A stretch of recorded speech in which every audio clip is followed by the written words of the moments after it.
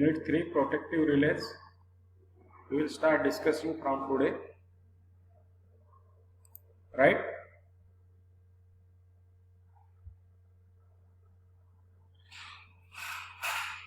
In this particular, we have to see the quality requirement of relay. We know that relay itself is a actuating device to the trip circuit of a circuit breaker, or we can say relay is a heart of circuit breaker. So the relay must have quality requirement like selectivity, speed of operation of relay, like sensitivity, reliability, simplicity, and economy. So as far as relaying is concerned,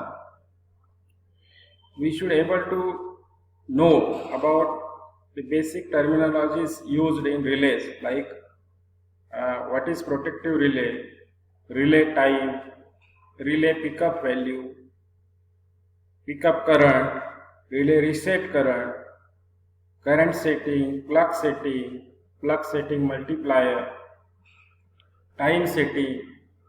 So these properties and these terminologies we should know after studying the relaying system.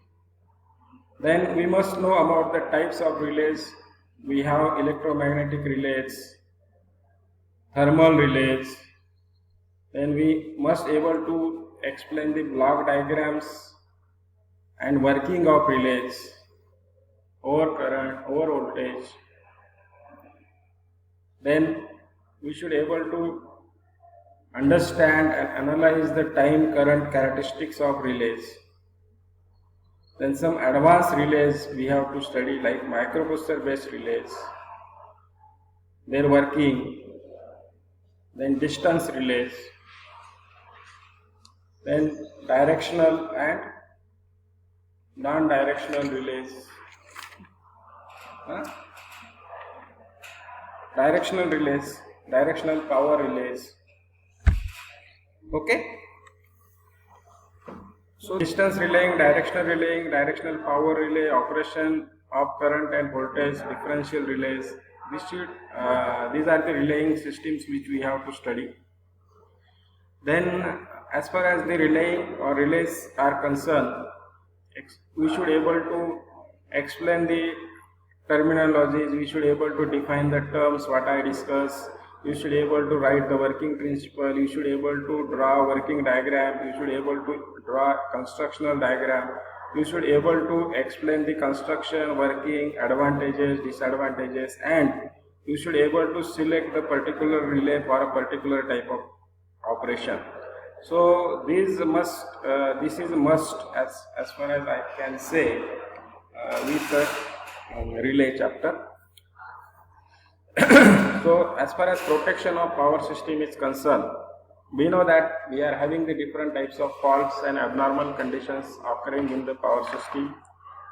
We can bifurcate the faults and abnormal conditions. So faults we are having like over current, over voltage. Abnormal conditions we can say over voltage, over current. Then we may have rise in temperature, then insulation strength breakdown. These are the abnormal conditions. Then you must have some faults like line to line, line to ground, double line to ground, triple line, simultaneous faults, symmetrical faults, unsymmetrical faults. Okay, so these must things are there, and your relay must be able to it must be sensitive to these faults and must able to trap the fault and must able to give the signal to the tripping coil of the circuit breaker. Okay, so then you must have, you know that when the relay is there, relay especially sends the faults, then it gives command to the trip circuit of the circuit breaker to operate, the trip coil of circuit breaker operate to make the operation, either make or break. So we are having this, we already studied.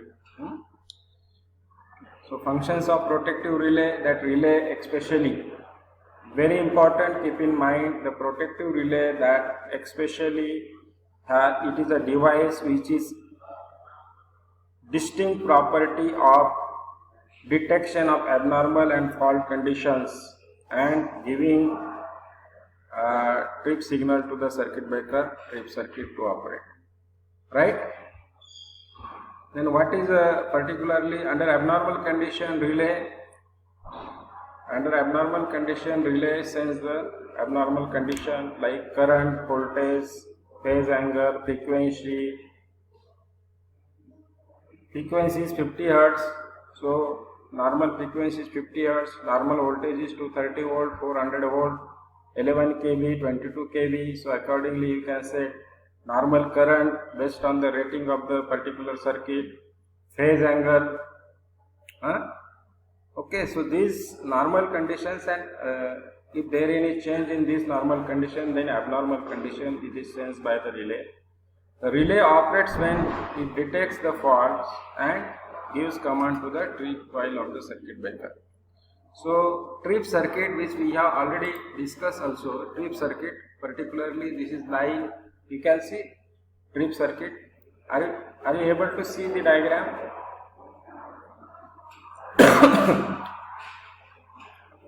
Trip circuit of a circuit breaker, for a circuit breaker it is shown over here.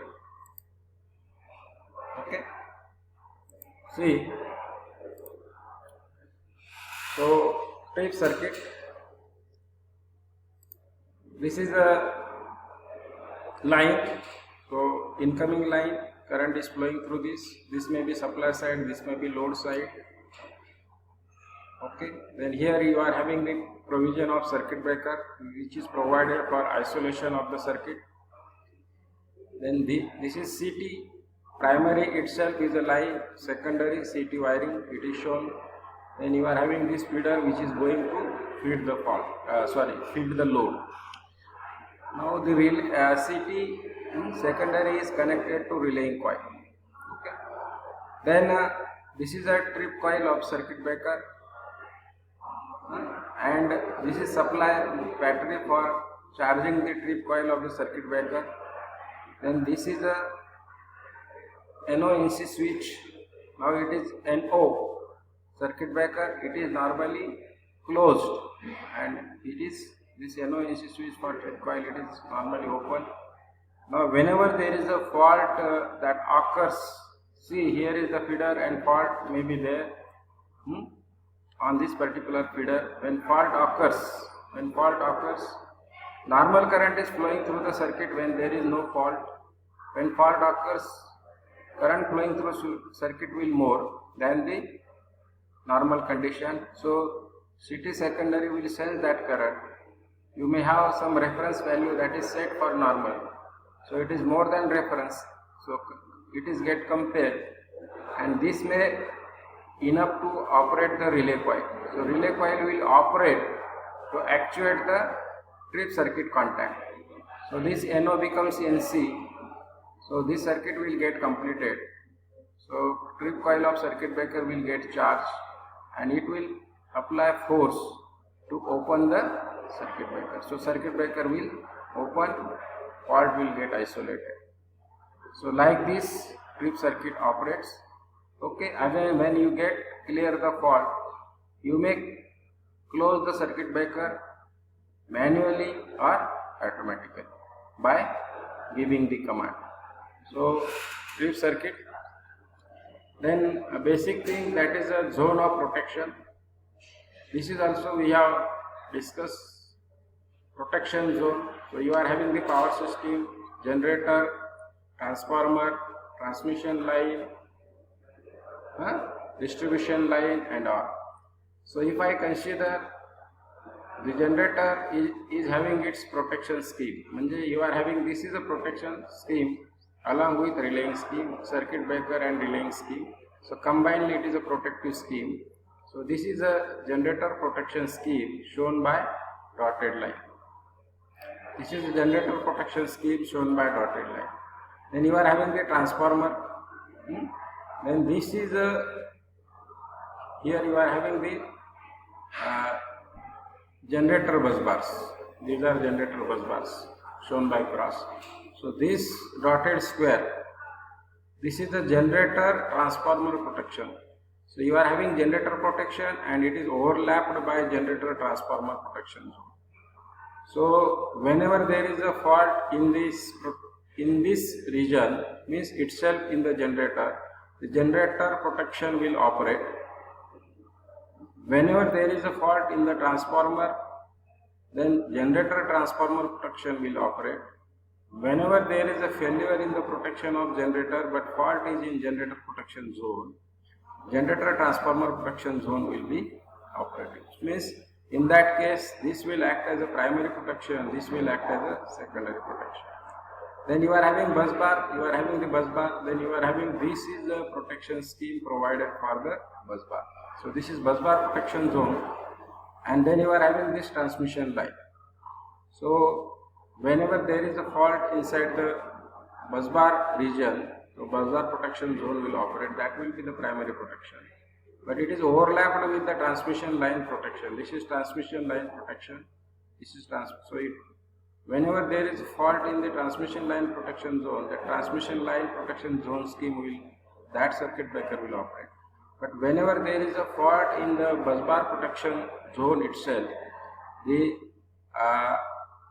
bus bar protection zone circuit breaker, here it will operate by sensing, by relay sensing. But whenever there is a failure in the bus bar protection zone, then transmission line protection will operate to protect the bus bar. That will be the secondary, and this will be the primary. Similarly, you are having the again bus bar for distribution. So this is again bus bar protection zone. So the overlapping, it is done such that no dead portion it is there inside the system, or there is no single section of the transmission line which is under no protection. So every section, each and every section, it is under protection, and any particular protection zone scheme is responsible for operation whenever there is a fault. And if there is some problem with the primary protection scheme, then the adjacent protection zone, that is overlapping protection zone, will take care and system will operate. Okay, so this is what the protection zone, it is very important as far as this protection of transmission circuit it is concerned. So any doubt?